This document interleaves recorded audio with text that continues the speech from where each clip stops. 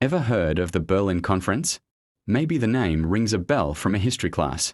It sounds so formal, so diplomatic, doesn't it? A bunch of European leaders sitting around a table in 1884, calmly discussing Africa. But what really went down in that room in Berlin? Let me tell you, it wasn't just some polite meeting. It was the moment Europe decided to carve up an entire continent like a cake, and the consequences of that meeting are still felt today, over a century later.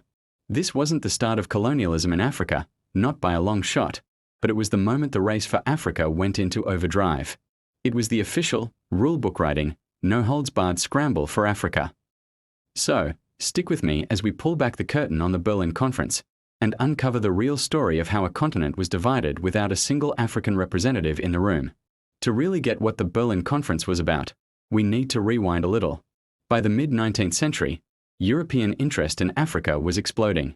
For centuries, most of the continent was known to Europeans as the white man's grave, a place of disease and mystery.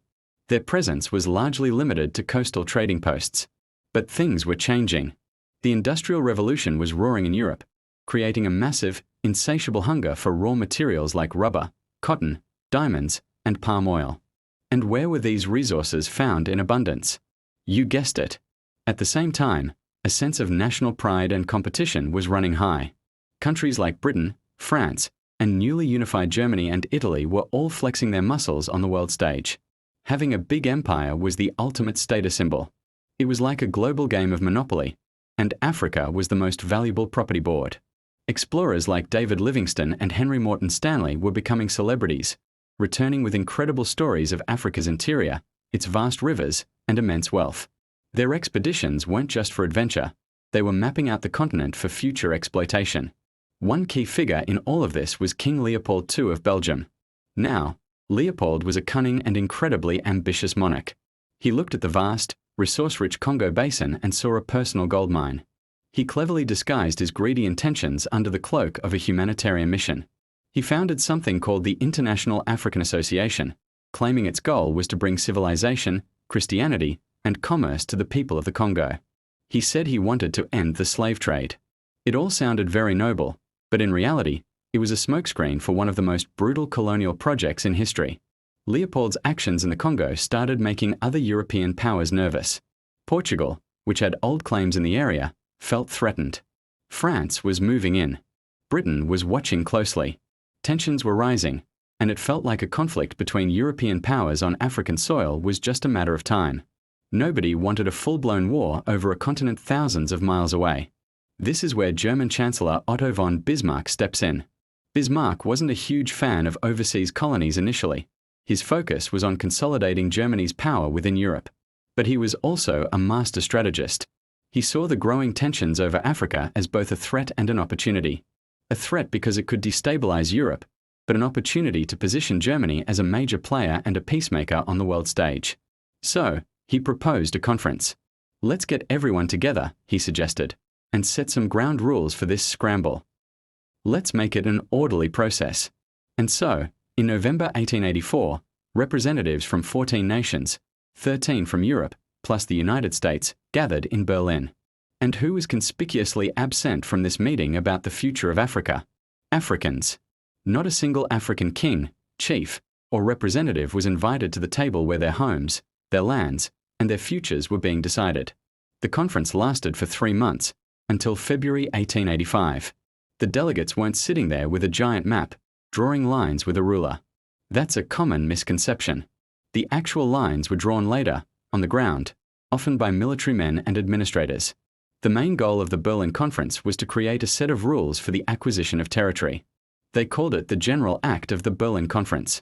It was basically a rulebook for colonialism. One of the key principles they agreed upon was the principle of effective occupation. This sounds complicated, but it's simple. It meant that a European power couldn't just plant a flag on a coastline and claim the entire interior. To have their claim recognized by other European nations, they had to prove they had effective occupation. This meant having administrators, troops, and a commercial presence in the territory. What did this rule do in practice? It lit a fire under the scramble. It created a mad dash for European powers to send people into the African interior to establish control, build forts, and sign treaties, often fraudulent or misunderstood, with local leaders. Delegates all publicly agreed to work towards ending the slave trade and improving the lives of the native population. But these were just words on paper. In the Congo Free State, Leopold unleashed a reign of terror through murder, mutilation, and torture. Millions of Congolese people died. It was a humanitarian disaster on an unimaginable scale, all sanctioned by the polite agreements made in Berlin. The Berlin Conference fundamentally changed the map of Africa. Within 2 decades, over 90% of the continent was under European control. The continent, which had been home to thousands of diverse cultures, kingdoms, and political systems, was now divided into about 50 territories. These new borders were completely arbitrary. They were drawn based on European interests, following rivers or lines of latitude, with absolutely no regard for the people who lived there. They sliced through ethnic groups, lumping rival communities together into a single colony, while splitting others across 2 or 3 different European territories. Imagine a stranger coming to your town and drawing a line right through the middle of your neighborhood, declaring that you and your next-door neighbor now belong to different countries, with different laws and different languages. That's what happened all over Africa. These artificial borders are one of the most destructive legacies of the conference. They created the blueprint for decades of conflict, civil wars, and instability that continue to plague parts of the continent today.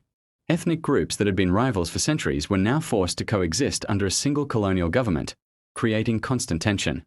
The colonial powers often practiced a divide and rule strategy, favoring one ethnic group over another to maintain control, which only deepened these divisions. Economically, the impact was devastating. African economies were completely reoriented to serve Europe. The goal was no longer to produce goods for local consumption, but to extract raw materials as cheaply as possible for European factories. Infrastructure, like railways, was built, but it wasn't designed to connect African communities. It was designed to get resources from the interior to the coast for export. This created a system of dependency that has been incredibly difficult to break, even after independence. Culturally, the colonial project was just as damaging. European powers saw themselves as bringing civilization to what they considered a dark continent. They imposed their own languages, religions, and systems of education, while actively suppressing African cultures, traditions, and languages. This created a deep-seated colonial mentality and a loss of cultural identity that many African nations are still working to overcome. So, when we think of the Berlin Conference, we shouldn't picture a dignified diplomatic event. We should picture a group of powerful men in a room, making decisions that would lead to immense suffering, exploitation, and the redrawing of a continent for their own benefit. It wasn't the beginning of colonialism, but it was the moment the process was systematized, legitimized in the eyes of the West, and accelerated with terrifying speed. It was a pivotal moment that set the stage for the next century of African history, a history of resistance, struggle, and eventually, independence. But the scars of that meeting in Berlin, the arbitrary lines on the map, and the economic and social structures it created, are still visible today. Understanding the Berlin Conference is crucial to understanding the modern world and the complex, ongoing story of Africa. See you in the next one.